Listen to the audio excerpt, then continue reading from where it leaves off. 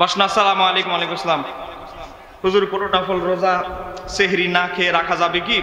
যেন আরাফার দিবসের রোজা সেহরি খেতে মনে ছিল না, কিন্তু রাত 11টা-12টার মধ্যে ভাত খেয়েছিল, কিন্তু সেহরি খেতে মনে ছিল না, কিন্তু রোজা রাখা যাবে কি? জি না না, সুন্দর একটা প্রশ্ন।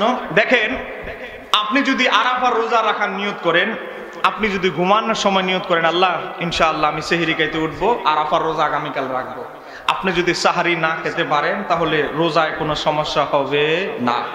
যারা বলেন রোজায় কোনো সমস্যা হবে না। সাহারি খাওয়া এটা নফল রোজার জন্য এটা মুস্তাহাব, রমজানের জন্য এটা সুন্নত। আল্লাহ হাবিব বলেছেন তোমরা সাহারি খাবে, শরীরে শক্তি আছে দিকে সাহারি বন্ধ করবে না, কারণ সাহারির মধ্যে বরকত রয়েছে।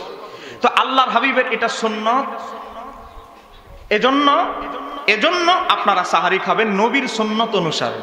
সাহারির সাথে সম্পর্ক হচ্ছে নবীর সুন্নতের, এজন্য আপনারা সাহারি খাবেন। যদি কেউ মনে না থাকে কিন্তু রোজার নিয়ত করেছে, রোজা হয়ে যাবে।